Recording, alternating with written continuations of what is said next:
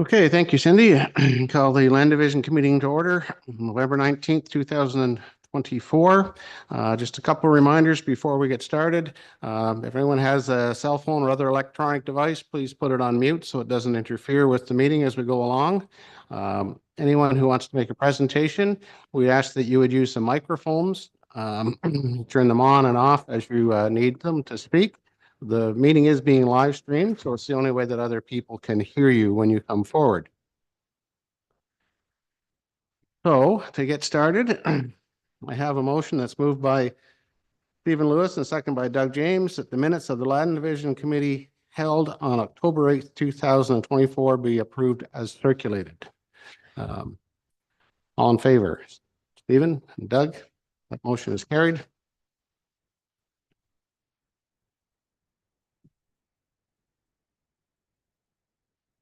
I have a second motion moved by Doug James, second by Stephen Lewis, that the agenda be adopted as presented. All in favor?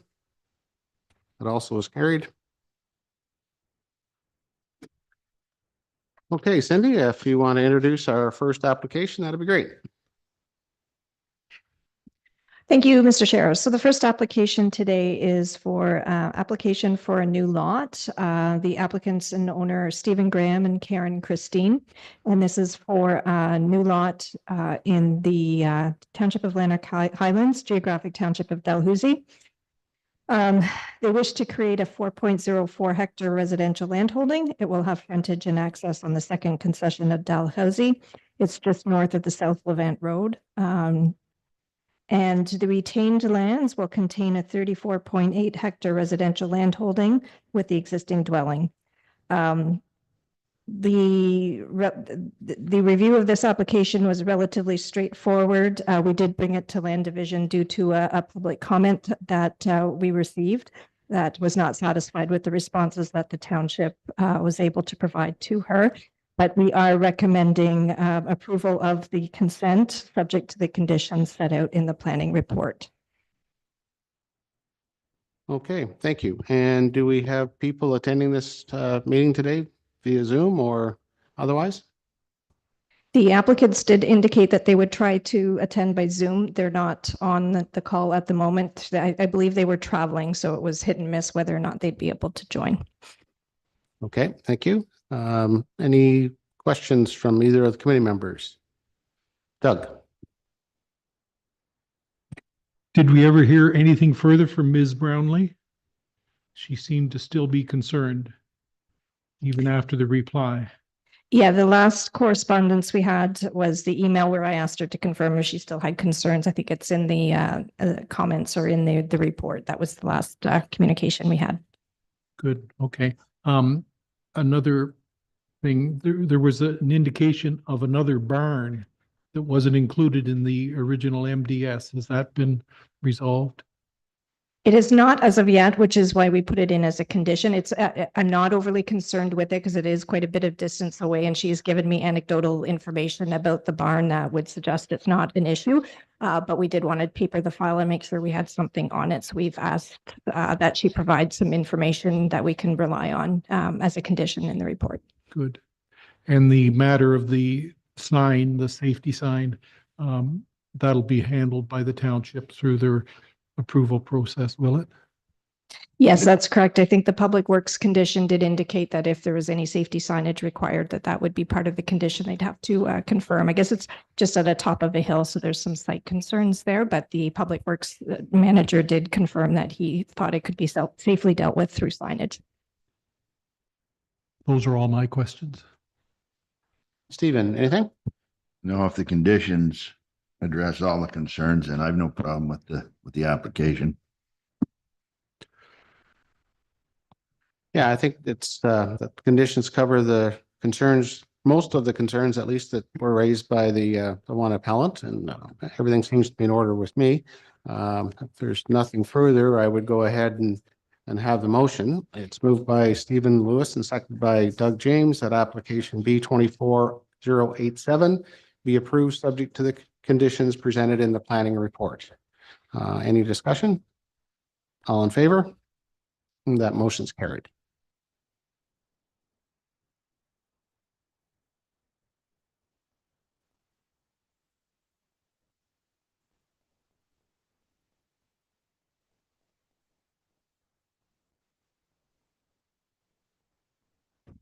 Okay, Cindy? Thank you. So the second application is for the creation of 2 new lots, and this is in the Township of Beckwith, Part Lot 25, Concession 3, and the applicant is Amber Bruce and Melody Murison. The applications are to create 2 new lots, which are considered as residential infill.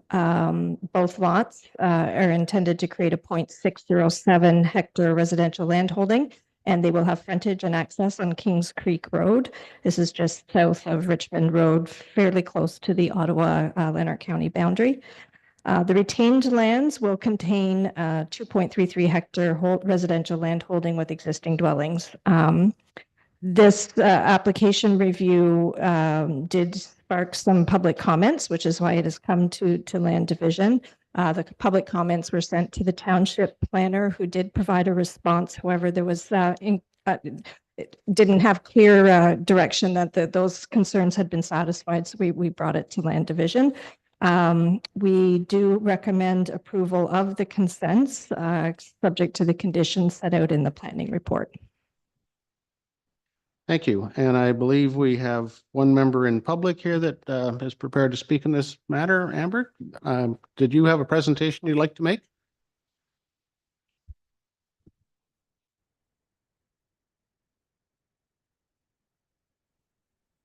By presentation, is my time to speak for like an explanation of the law? Well, if you're going to be answering questions and doing any kind of presentation, I need to swear you in. So I'll do that now. Okay. So do you solemnly affirm that any evidence given by you in these proceedings shall be the truth, the whole truth, and nothing but the truth? Yes. Okay, thank you. And did we have someone attending by Zoom as well or not? Yes, I believe we have Joan Barber is attending via Zoom.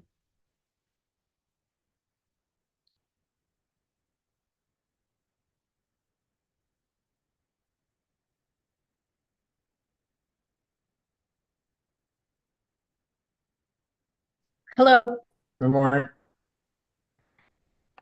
can you hear us? We can hear you. Yes, we can't see you. I don't know Okay. whether we have something wrong on our end or the video's off or whatever, but we can hear you just fine. No. Okay, the video's on, but Well, we can see you now. So I think we've discovered that there's something at Okay. our end. okay, good. So I'm going to swear you in as well. Do you solemnly affirm that the evidence to be given by you in these proceedings shall be the truth, the whole truth, and nothing but the truth? I do. Yes.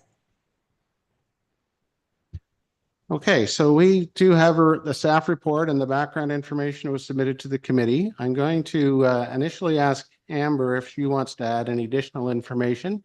And if you don't, that's fine. But if you do, now's the time, Amber. No, you're good? Nope. Okay. So now I'll go to the people that are attending by Zoom. Did you have any additional information you'd like to make the committee aware of? Well, we're not against a severance, of course, as we may wish to do that in the future on our property.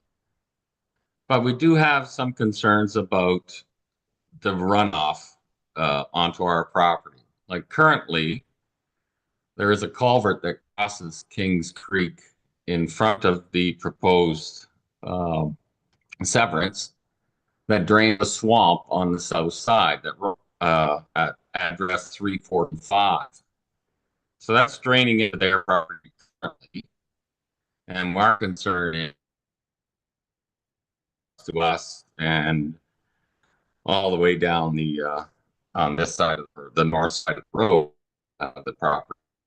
So our concern is once that's developed, we're going to raise that land. So, you know, there has to be some sort of a plan. Either the township deals with that water on the south side, don't direct it to the north side, or, you know, do something with it once it crosses the road.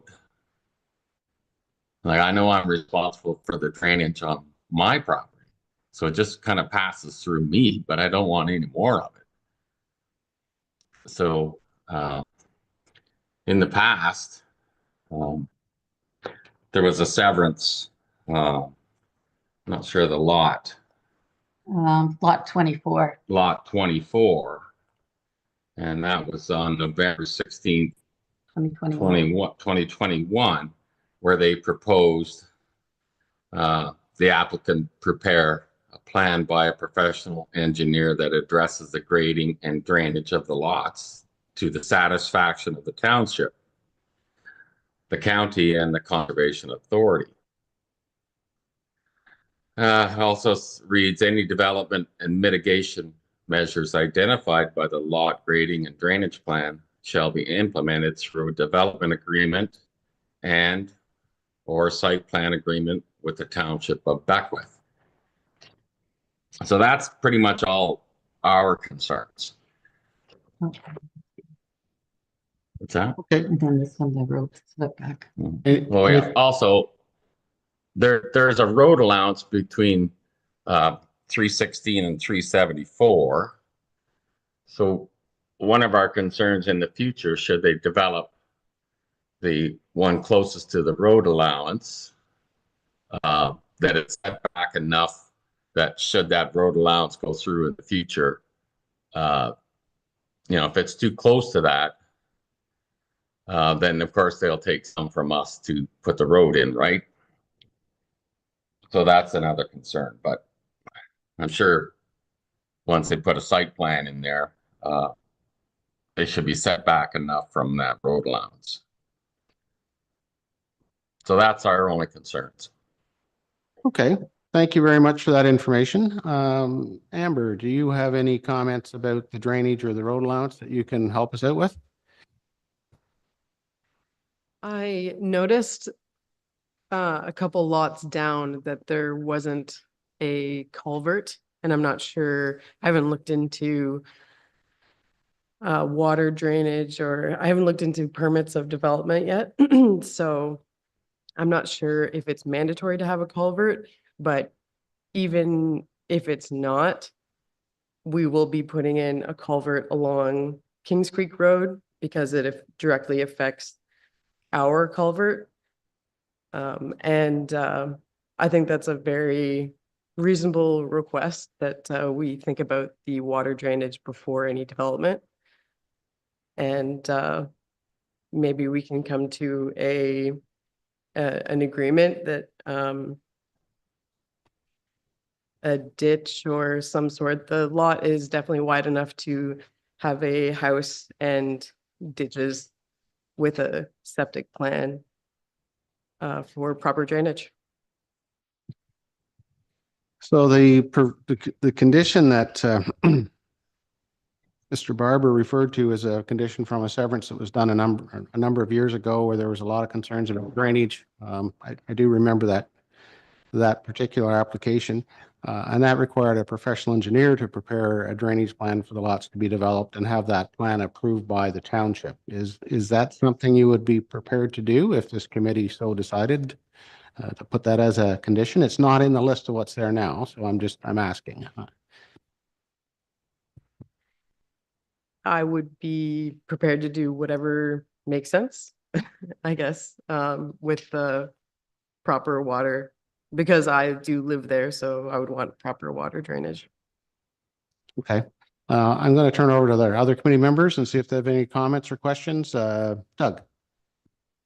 Yes, there isn't a requirement in our conditions for a site plan and the hiring of so it's going to be an extra expense as far as you're concerned, and you're not concerned. That's not an objection that you're putting forward, that you hire an engineer for the site plan approval and that sort of thing. That's going to be an extra expense, an extra burden as far as you're concerned. You're not concerned about that?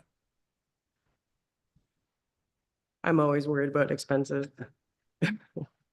But I want to make sure my neighbors are happy and I'm happy with water drainage. If it needs to be a thing that I do before acceptance, then I will. I guess you can always pass it on to the purchasers of the two lots that might be created. So, okay, I have no other I think, just to add, I think we will be the ones developing and build. I would like to be the one to build the house so that we are in control of water drainage and type of house. So the plan is to, for me to build a house on one of the lots, see how that goes, and then maybe the second one. Well, good luck with that and good success with that. Stephen, any comments? Looking through the townships, thoughts, there's nothing about water, drainage in theirs. Surely they've looked at that. They understand that. They're the people that are going to have the problem with it if there's a drainage problem.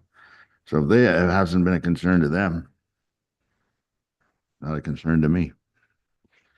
Yes, does our director of planning here have a suggestion or comment? I just want to make sure before we have an applicant do, any additional studies that all the parties are on the same page, because looking at the aerial imagery, it looks like the primary flow of drainage on this would be from the south towards the creek behind their property. So based on that, these two lots, and the Barbers look to be to the east.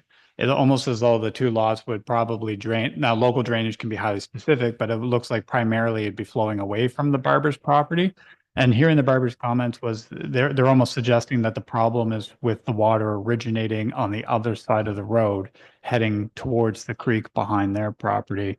So I just want to make sure that we're not asking for lot and grading studies where really there's no impact. It sounds more like there's concerns about whether or not there's adequate culverts or access from the ditching coming from the south to the north under Kings Creek Road, which in the planner's comments from Beckwith said they're doing the culvert study now, and Kings Creek Road is on the top of their list for road improvements.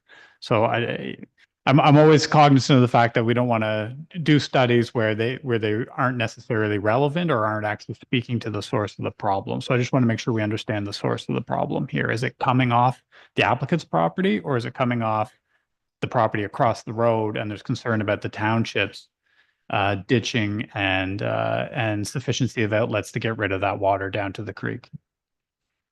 Thanks, Michael. Now do the Barbers have any comments in relation to that or answers to that?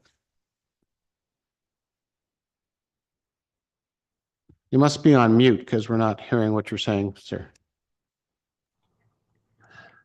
Yes, we understand that the problem is coming from across the road. And should there be ditches on King Creek that have any kind of slope, it would probably handle that water. But since there isn't, it does flow into those two properties and eventually ours and everybody else downstream. And I don't know how you're going to ditch it to the creek from the back of those properties, because that is owned by somebody else. But you did indicate that there's an unopened road allowance that's right beside one of the lots that's to be created. Isn't that correct? That's correct. There's a 60-foot road allowance into that back property that eventually goes down to the creek, and but whether they'll ditch down through there, I don't know. That's a long ways. Yeah. But I think if the township is doing a culvert study, then the township are going to be looking at how best to deal with the water that they have to deal with. And that sounds like that's the majority of the problem, whether these lots are created or not. Michael, you had something else you wished to provide us with? Yeah, I want to clarify. So for accuracy of the committee, I don't think the sliver of land between the two properties is actually a road allowance. It looks like it was just a remnant parcel that leads to the larger. It's the access. Yeah, it's the access for the retained land behind the two. So it's not technically township property where they could run a ditch in the future. I think the reality here is that it looks, based on the vegetation of the aerial imagery, that there's kind of a low wet spot on the front part of primarily the Barbers property, but the front corner of the applicant's property as well, adjacent to the road. And it is an area that will be seasonally wet, or the Barbers comment suggested it tends to not dry out all year. I don't know if creating two lots adjacent to it, unless the person brought in a significant amount of fill, which displaced the low wet area on their property, is going to have an impact on how much water is sitting on the Barbers property. I think it's a wider kind of regional drainage issue. And also just the topography of their land looks to be a bit low in that area. Okay, thank you, Michael. Any comments from the committee members? Stephen? No, same as I said before, I don't think we need to impose a drainage plan. Okay. Doug? With Mike's comments, and Steve's no problem with the conditions as they are now. I have no problem neither. Okay, well, if that's, any further comments from the applicant? No? And from the people that joined us on Zoom, any further comments from you? No. Okay, thank you. So I do have a motion that application B 24090 and B 24091 be approved subject to the conditions in the planning report. Any discussion? All in favor? And that motion's. And good luck with your building. And try not to flood out your neighbors.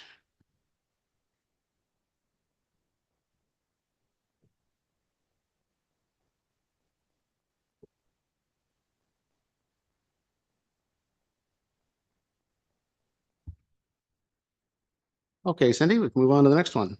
Okay, thank you. So the next application is a batch of applications that are interrelated.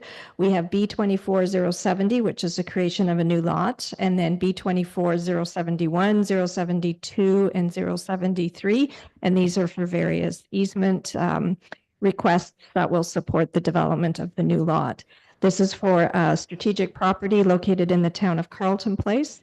And it is a unique property in that it's a kind of a man-made island. It's a historic property with a heritage mill on it.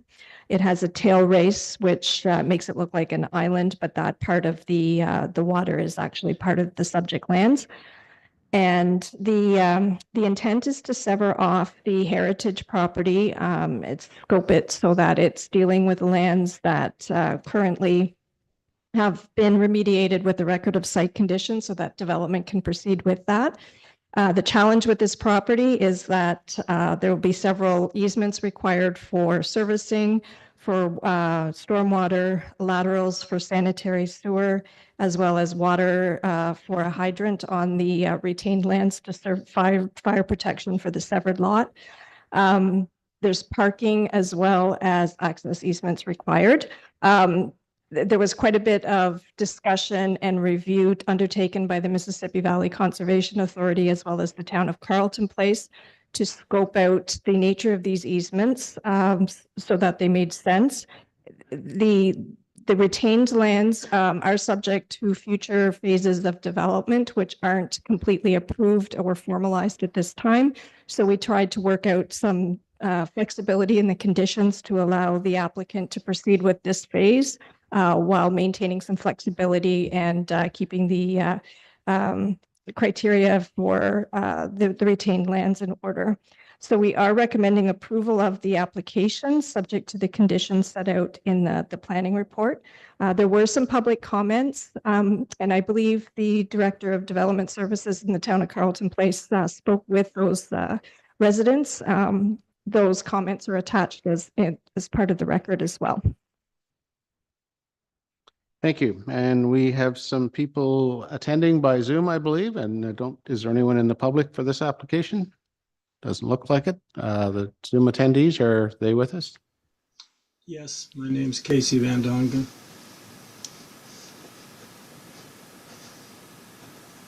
Good morning. Yeah. My name's Nikki Dwyer. I'm the Director of Development Services for the town of Carleton Place.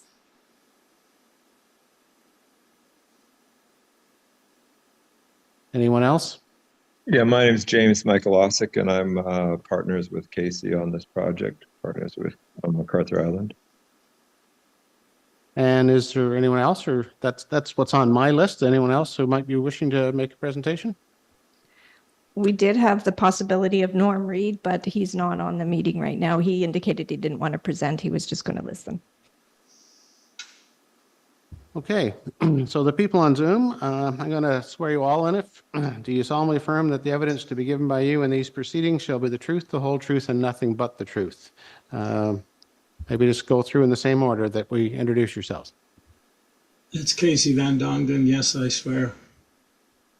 Nikki Dwyer, yes, I do. And James? James Michalosik, yes, I do. Okay, thank you very much. So we've all been through the application, the committee members. Is there any additional information that anyone wishes to provide the committee before we start asking questions? Again, I'll go through the same order. So Casey first. Nothing new, but I'm definitely prepared to answer any questions. This fairly detailed review of this that was done by both Town of Carleton Place and MVCA. Okay, thank you. Cindy? Sorry, Nikki? Sorry. That's okay. I too am here to answer any questions if the committee finds that helpful. Okay, thank you. And James, did you have anything you wanted to provide? I'm here for any questions to be answered as well. Thanks. Okay, thank you. Doug, any questions? It seems like a fairly, when I read through it, it looked like a pretty complicated application, but it made sense when I got finished. So. It is complicated for me, particularly not being an engineer or an engineering background, but I guess I'm depending on the scope of the easements to satisfy any concerns that there may be. If the town of Carleton Place is in favor of this, it's in their bailiwick, and so I really have no concerns that I want to address. Okay, thank you. Stephen? I'm with Doug. We've got our professionals in our town that deal with the things, and if they're happy that everything's good and that the county and the town and the people are going to be protected, then I'm happy with it. And that old mill's been there for a long time, and I think it's time something happened to it. Like somebody owned it's paying for it. It's time to develop it and get on with the show. That's it. I support the application as is. Well, I tend to agree with you, Stephen. I think it's been there for a long time, and I think everybody's made some pretty major efforts to try and find a solution that's going to work. And may in the future have to be amended somewhat, but there'll be processes that can do that if required for any of the easement locations. So I'm pretty happy with it. There's no other comments. I'll have the motion. So. Sorry to interrupt, but I forgot to mention, I did make one amendment to one of the conditions, and I had it on a sticky, which I completely ignored. So before you do pass the motion, it's the conditions for the new lot, and I don't know if you can go to the page with the red. So that's 070, and it's condition number 17, and that's relating to the heritage designation bylaw. And in the conditions, I did have that it would be removing the heritage bylaw from the severed lot, and that is a mistake. It should be removing the heritage designation from the retained land. So I did want to make you aware of that we will amend that to refer to the heritage bylaw coming off of the retained land. It will remain on the severed lands. Okay, and are the applicants all right with that amendment? Yes, it makes sense. Okay, so we'll go with the motion. So it's moved by Stephen Lewis, second by Doug James, that applications B24070 to B24073 be approved subject to the conditions in the planning report as amended.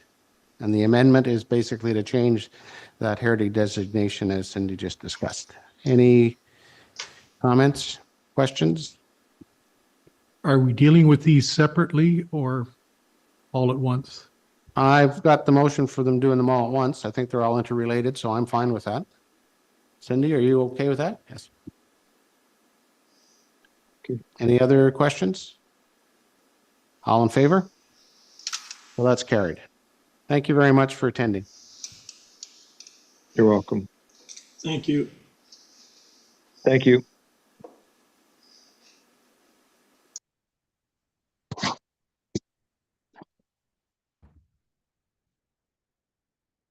Okay, so we'll go forward then with the fourth application, which is for David and Janice Brown. This is for application B24037.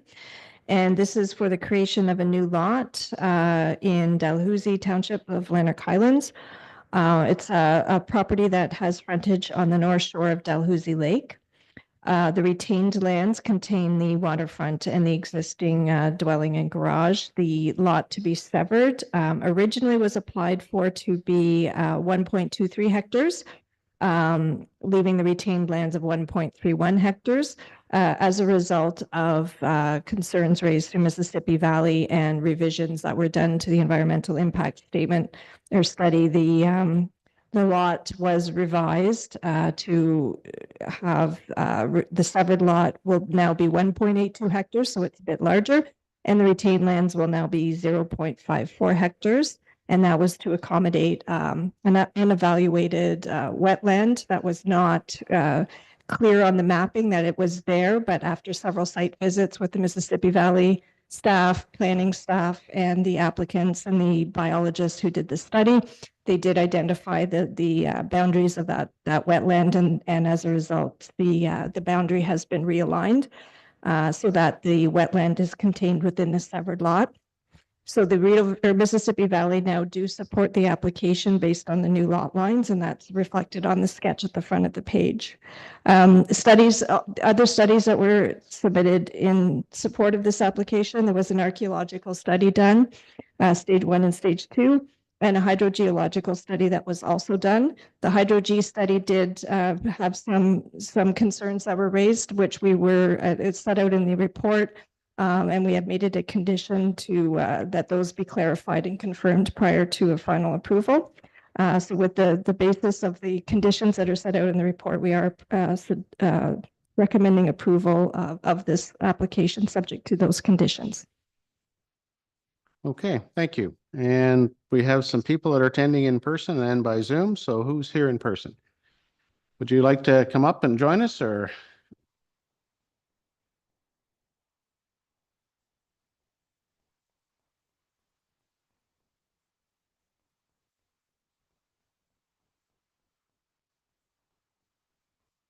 Good morning. I'll get you to turn your mics on and state your names clearly so we got it for the record. So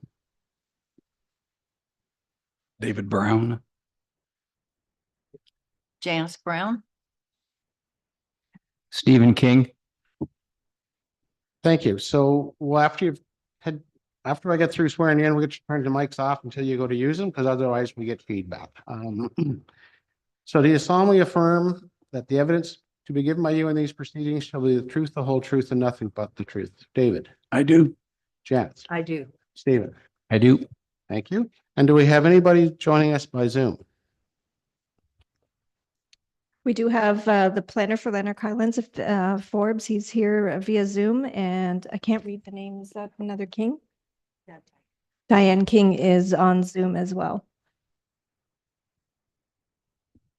Okay, so Forbes and Diane, I'll also get you swore in. Do you solemnly affirm that evidence to be given by you in these proceedings shall be the truth, the whole truth, and nothing but the truth?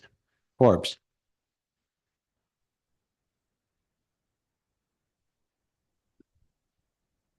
Did you guys do that, or did he do it on his own? I swear. Yeah, I've heard that before, Forbes. Anyway. Thank you very much, Chair.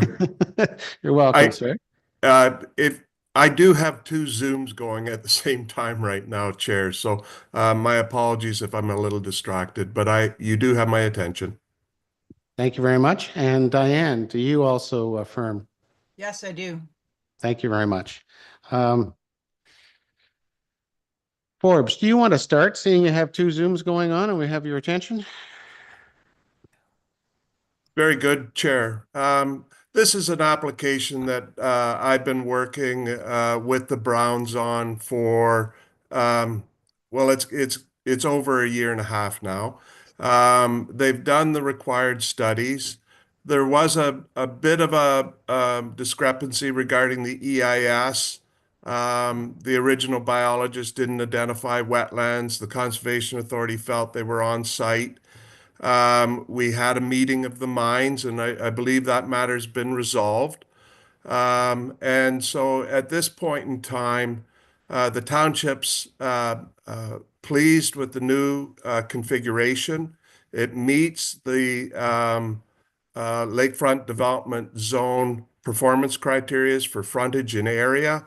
And we're confident that the conditions of approval will allow for this property to be developed in an orderly fashion.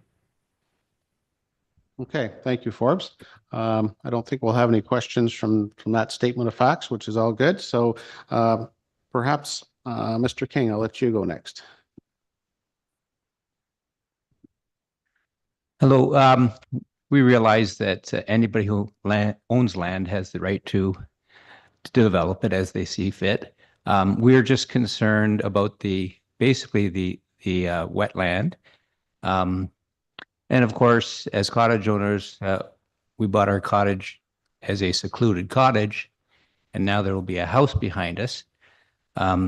The impact of that, we hope, is not too much. I've seen where the new proposed house is.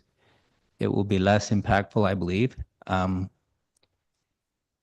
The other concern I have is there a concern about light pollution?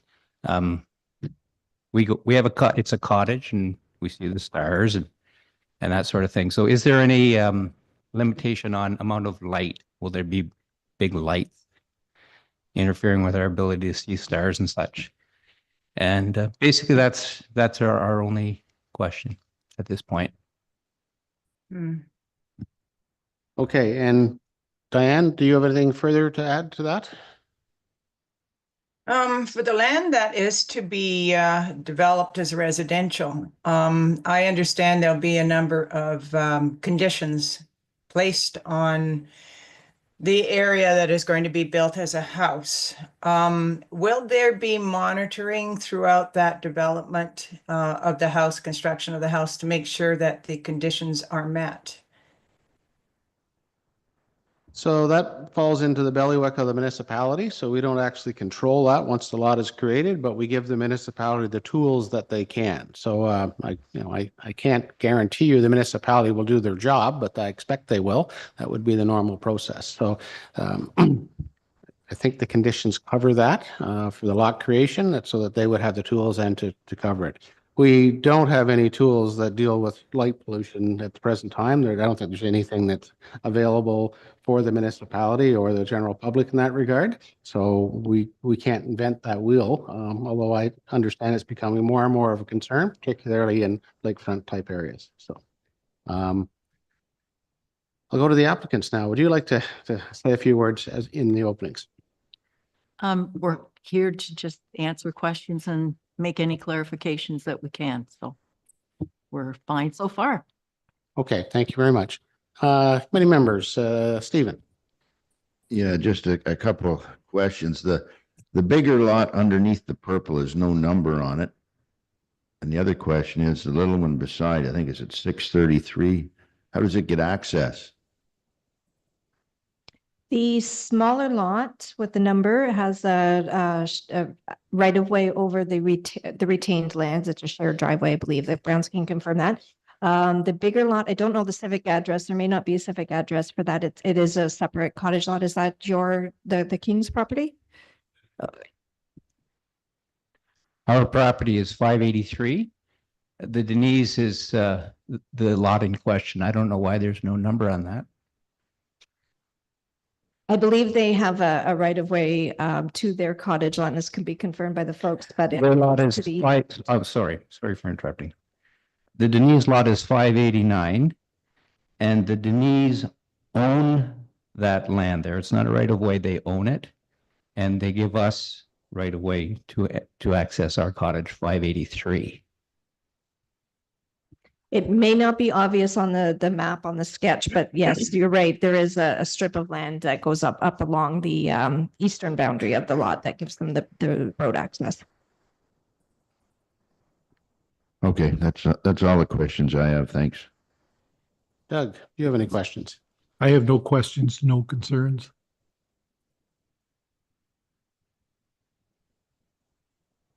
So has the applicants, have you been through all the conditions that are listed in the planning report and reviewed them all? There's quite a raft of them there. You're familiar with them? Yes, we have, and we're agreeable to all of them. Okay, thank you. Any further comments from any of the staff or the committee members? All right. So I have a motion here that application B 24037 be approved, subject to the conditions presented in the planning report. Any discussion? All in favor? So that's carried. You'll be notified electronically and have 2 years to get all these things done at the most, or they lapse, and then you have to go through it all over again. We better get home. Thank you very much. Thanks everyone for attending.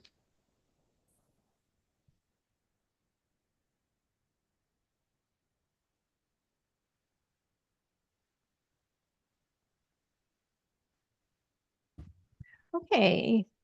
So our last application for this morning is for B 24042. And this is for the creation of a new lot in Lanark Highlands, Township of Darling. This report initially was processed through a delegated authority report. However, there were some concerns raised through the applicants with respect to some of their conditions. And after further investigation and review, it was felt that it would be best to come to land division so that a notice of decision could be issued, and then we could have some clarity in terms of moving forward. I think the main concerns were respect to the requirement for land use compatibility assessment to deal with the sawmill property adjacent to this land. And there was also some questions, I believe, regarding and concerns regarding the entrance removal off of 511. This is kind of a unique situation in that, okay. There is an entrance off of 511, but it does not, it's for third-party property with no registered easement rights for that property. That third-party property does have access and is able to use the township road, which is Umferson Road, which is at the west end. So that under the county's public works policies, if a property is able to be accessed from the township road, that is the preference. So there was a condition there to remove the civic address and entrance from 511 and have that property use the Umferson Road access. As well as the new lot would also access via the Umferson Road and not 511. The sawmill property is just on the other side of Umferson Road. The property is zoned, the subject lands is zoned mineral aggregate resource holding and rural industrial. So in order for it to become a residential lot, it would need to be rezoned to a rural zone, which does require the land use compatibility to support the less sensitive land use. So those conditions have been added as conditions of the consent. We are recommending approval with those conditions. Okay, thank you. And we have some members of the public that want to make a presentation.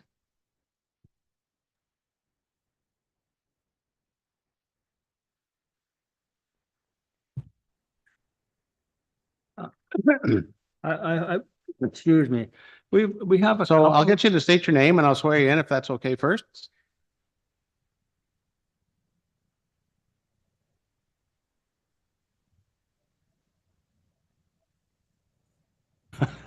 I thought he told me turn it off. We'll get this figured out, Glenn. It's okay. So you're Glenn Sweeney. So Yeah. And Teresa Radmore is the person that owns that lot. okay. So do you solemnly affirm that the evidence to be given by you in these proceedings shall be the whole truth, and nothing but the truth? I do. Thank you. Now, do we have anybody else on Zoom? I think Forbes was already sworn in and he's bouncing around between a couple of meetings, but he's here as well, I believe. And do we Yes, have I'm with you, anyone Chair. else? Thank you. Thanks, Forbes. We do have Richard Upferson as well, who is a property owner nearby. And Mr. Umferson, were you wishing to make any presentation to the committee?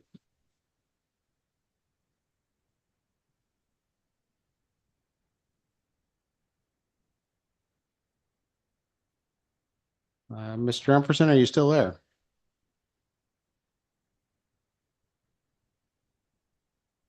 Okay, well, we'll just watch to see if he does come back in. So, so Glenn, I'll let you start. We've got a copy of the report and all the information. I'll let you start. I'm going to then let Forbes answer any questions that we have, and I'll let you come back on later if that's okay. All right. So, you have some concerns about some of the proposed conditions. We might as well jump right into it.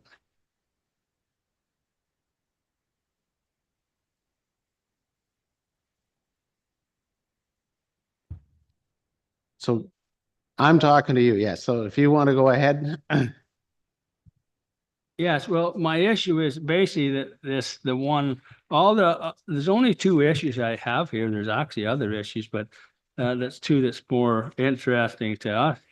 Is that it is coming down on Umperson Road, and you come to the end, and the township plows to the end of that, and they've always turned onto her property now to turn the plow.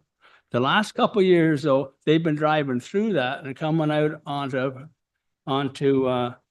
Highway 511. Now, years ago, you got to go back to 1980 here when they built the road.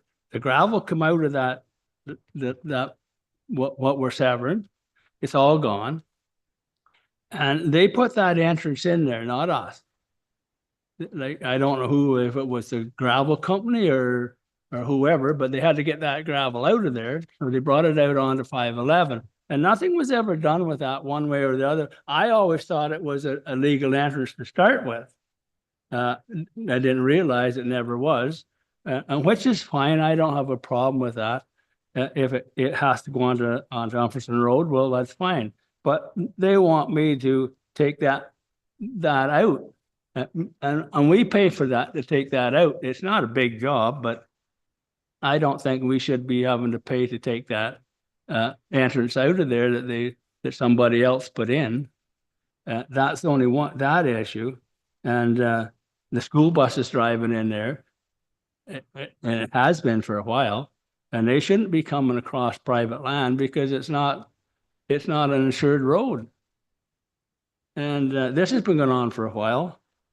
They used to turn there. So getting back to the other part of that, if this sawmill deal there, I don't understand that at all, because it's 700 and some feet to the Umperson Road to start with, and then we have to get this whatever they require. Well, that could cost a lot of money. Mr. Stateman gave me the number to get in Ottawa to get me, and I drove right to Ottawa, and they didn't seem to be that interested. They called back, but Teresa was there. I've called them back a couple of times. They don't even answer.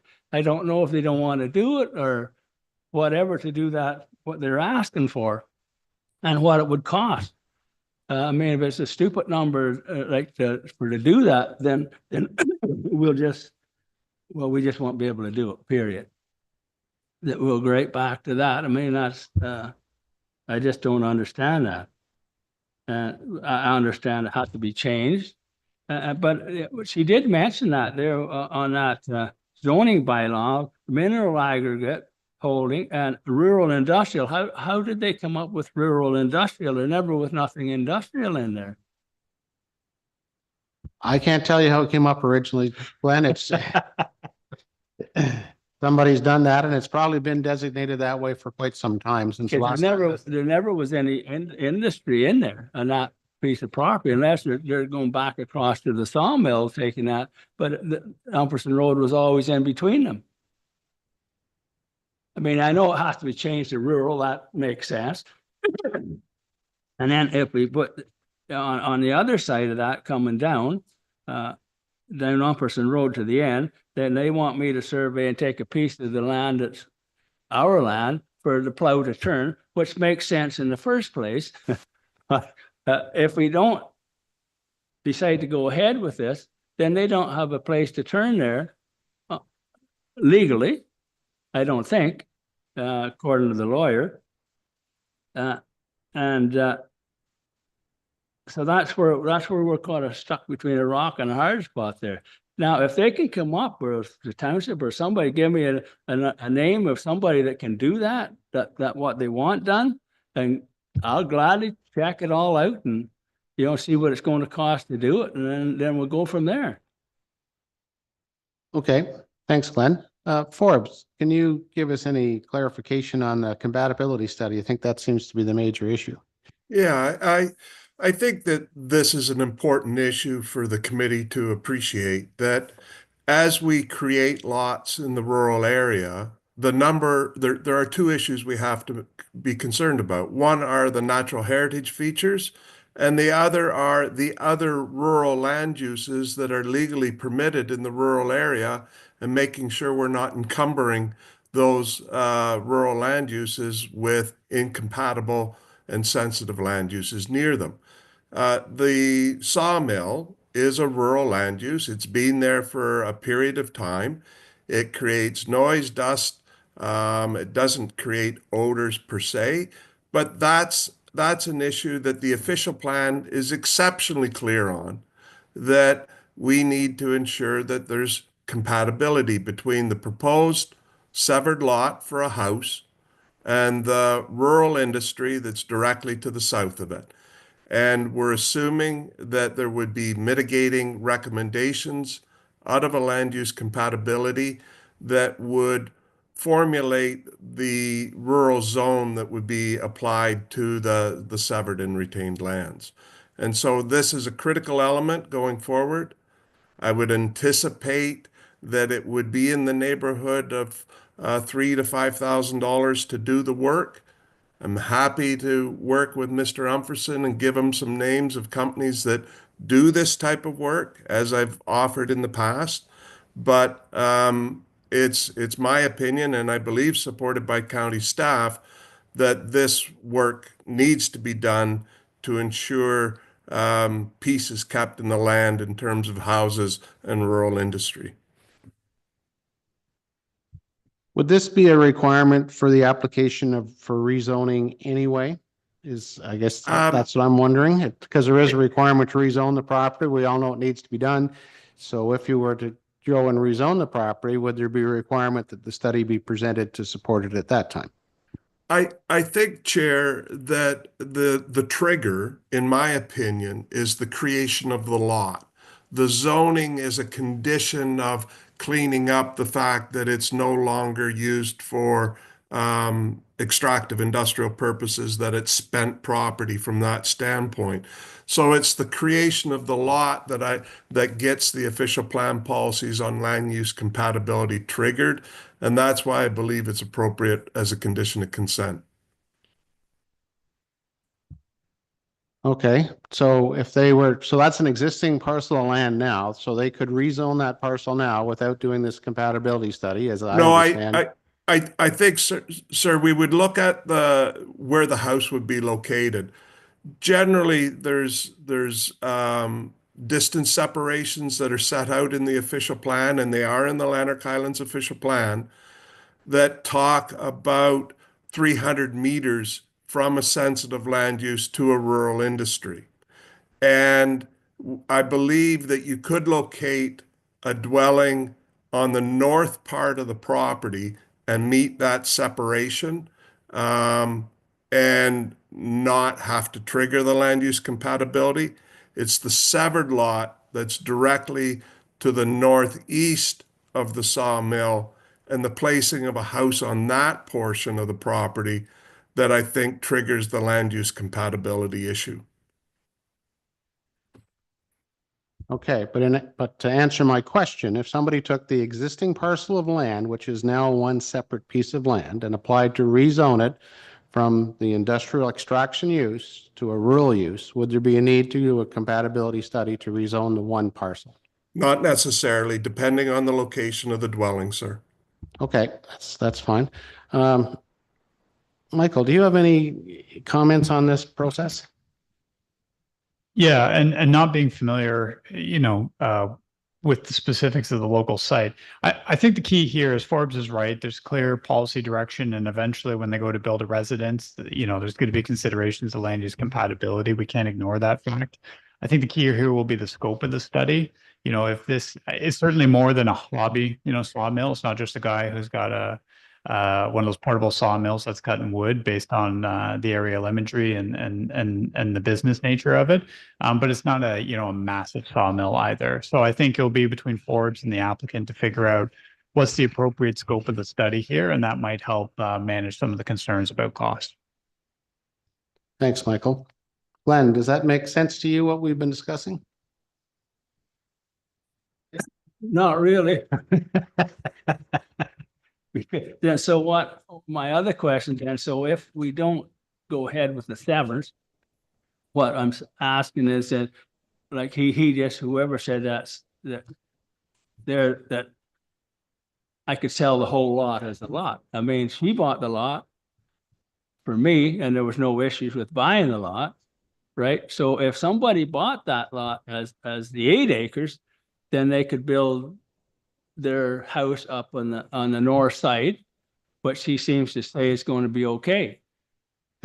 I believe, and we're not going to get into development alternatives here, but you probably would need to rezone it. And from what Forbes is saying, there's a location on that 8-acre parcel that would be far enough away from the sawmill that you could likely build it. There'd have to be some investigation into all that, but that's his best guess at this point. Yeah. I mean, if I'm going to build there, it's almost not running anyway, and it's not going to run. I can tell you that. I just know that.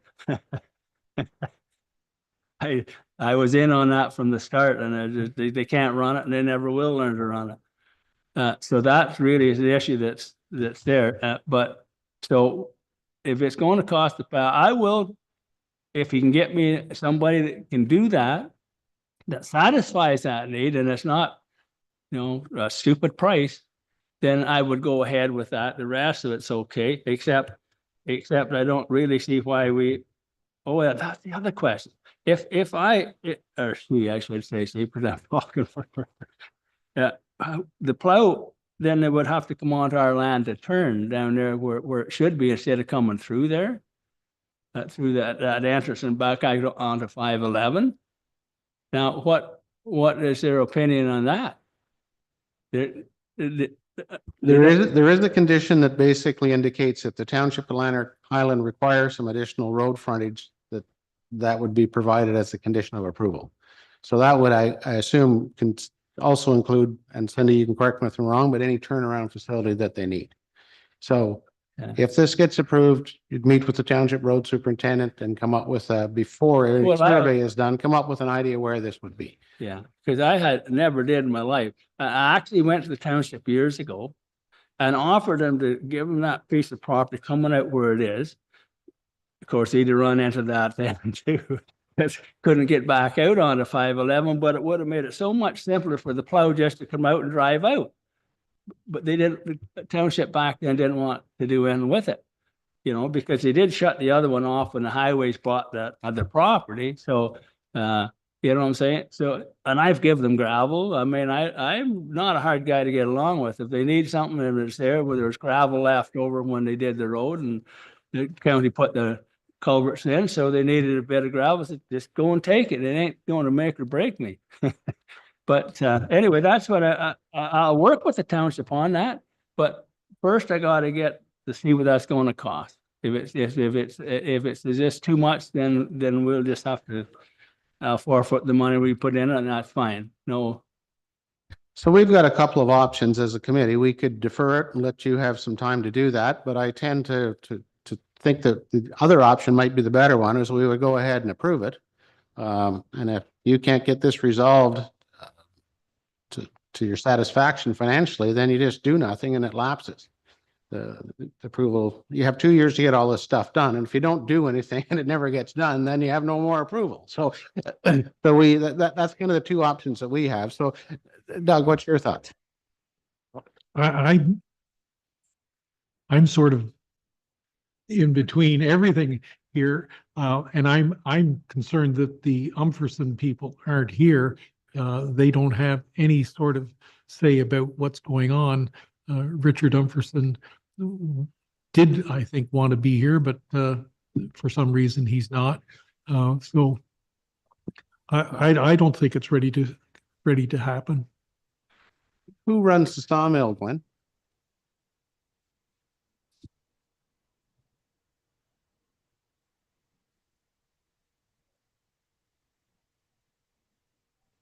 that on. It just aggravates me. I had a lot of money put into that and I basically lost because it isn't going to run. And he thinks he got this idiot in there to tell him that pine was where the money is. I logged all my life. There's no pine here. Like you can get 40, 50,000 feet, but you can't, that mill was set up to do 15 to 30,000 feet a shift. I said, where are you going to get this? You know, and it was set up when I started it. I'm the man that started that mill, and I got 400 grand in it, which I lost. And it was set up to do low grade hardwood. That's what the mill was set up to do. Because there's all kinds of low grade hardwood in this country, but there's no grade left. But now because this other guy decided that he was looking after some of the interests that they brought money in, that pine was where the money was. Well, they found out there's no money. How are you going to keep a crew when you got 30,000 feet of logs and it takes 10 men to run the mill? They're running it on 3 or 4 men, 5 at the most. You can't make enough production. It's just not there.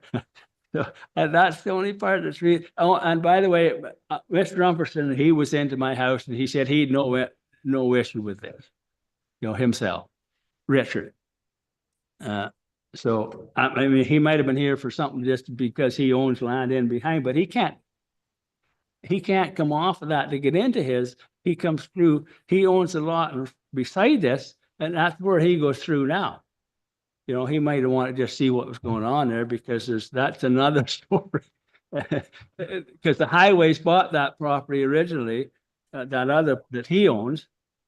You follow what I'm saying? So then when it was the highways moved out of there, that's how their vehicles all up there for snow plowing. Then it went back and Umperson bought it.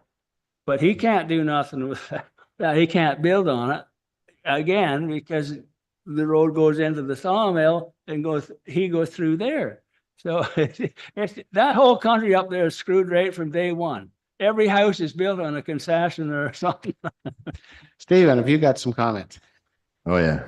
This is just getting this more, the further we go, the worse it gets. As for the compatibility study, I think that's kind of useless. I think we should have a development agreement about the noise and noise, odor, and dust or whatever. I think we should put the water agreement in the development agreement. That protects the water. And I think we do need to rezone it. And as far as the entrance, I think it should be on Dumperson Road. The more main entrances you can keep off the busy highways, the better. But it's gone on so long, I almost forgot my train of thought, but that's what I was thinking. So long and short of it is, why can't we explore that? I don't know if I think it is premature till we get to send our applicant off to say, well, you can see how much it costs and then decide. We know it's going to cost more than $3,000 to $5,000. I do anyway. There you have it. I think it has to be deferred. There's so many unknowns as far as this application is concerned, and the fact that the Umperson side isn't, for some reason, isn't available. Hello. Their comments. Can you hear me now? Because I think I might have been on mute. It's Richard Umperson. Yes, Richard. Do you solemnly affirm that any evidence given by you in these proceedings shall be the truth, the whole truth, and nothing but the truth? Yes, I do. Okay, so would you like to wade in maybe and give us any information you have on this application? No, but yes, as per Glenn's comment, I did stop in and said that, our family didn't have any objection to Glenn and Teresa doing the severance as per the outlines of what was required that they must meet, and that's fine with us.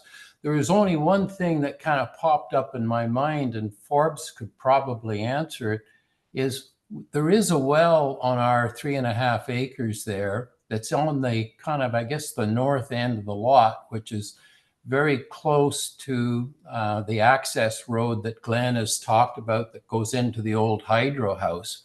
And with a house or a building residence put up on the land to be severed, is there a minimum distance system planned to an existing well?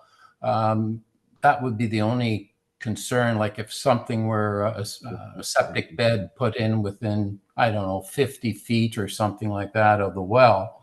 The well is not in use, although it could be. All I have to do is throw a pump in there, but we haven't done anything with it. We've just kept it covered and safe and that sort of thing.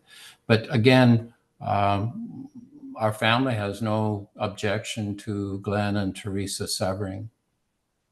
Okay, the building code does require separation between well and septic and a minimum of 50 feet, which can increase depending on whether bed's raised and a few other factors, but it's around that, it's 50 feet or more. The township may have some other provisions to make it even more than that, but I don't know, but we have the 50 feet covered. So I think you're protected from that perspective.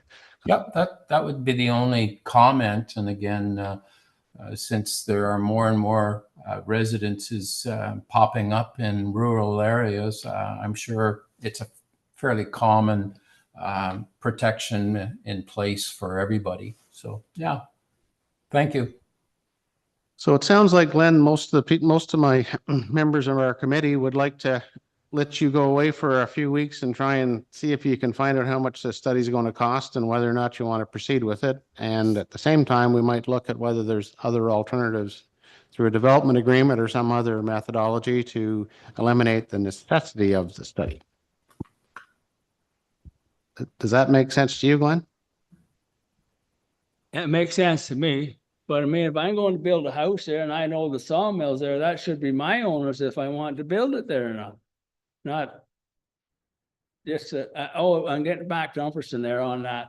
The well is there. It's about 60 feet from that well to the road that's going across there now from 511 to this property. So there's no way you're talking over 100 and some feet before you could ever even think about building a house. Yeah, thanks, Glenn. That's a good clarification. I didn't know. Okay, so are you prepared to make a motion to defer this, Doug? Yes, I do make that motion to defer to give the applicant, Mr. Sweeney, an opportunity to investigate his cost of this thing, because I think it's going to have to be done. You second that, Stephen? Yeah, if it comes back, I'd like to have some more information on that entranceway. At least some pictures of it I could see that they want to get rid of where the trucks went in and out. Okay, I'd also like to have some information on the distance from the active area of the sawmill itself and to the boundary of the lot, so that we have a plan that shows where the sawmill operation is to the boundary of the property. Some form of sketch or on an air photo that we can pull it off or something. I think staff can do that. I'm not asking Mr. Sweeney to provide that. I think that's information for us. So we have a motion to defer. All in favor? So that's carried.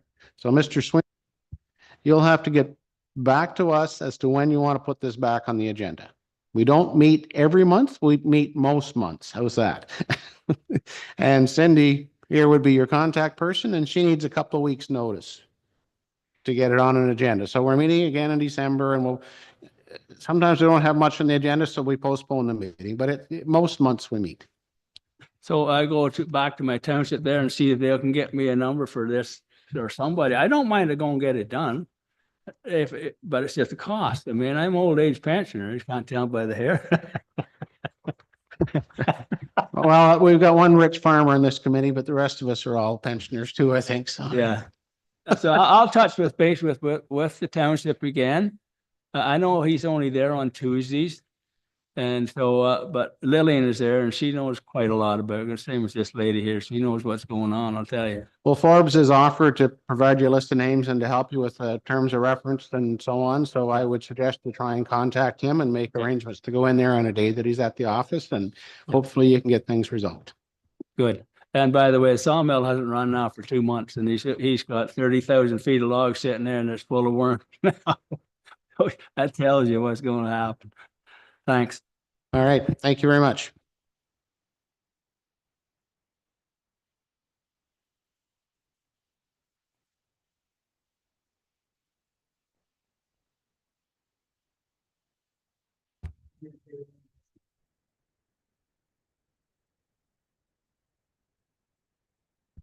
Okay, is there anything else on our agenda, Cindy? No, other than to discuss plans for Christmas lunch if we're so interested for our December meeting. So do you want to go ahead and adjourn the meeting now? And then we can have a discussion. So I've got a motion that's moved by Doug James, second by Stephen Lewis, that the meeting does now adjourn at 11:10. All in favor? That's carried.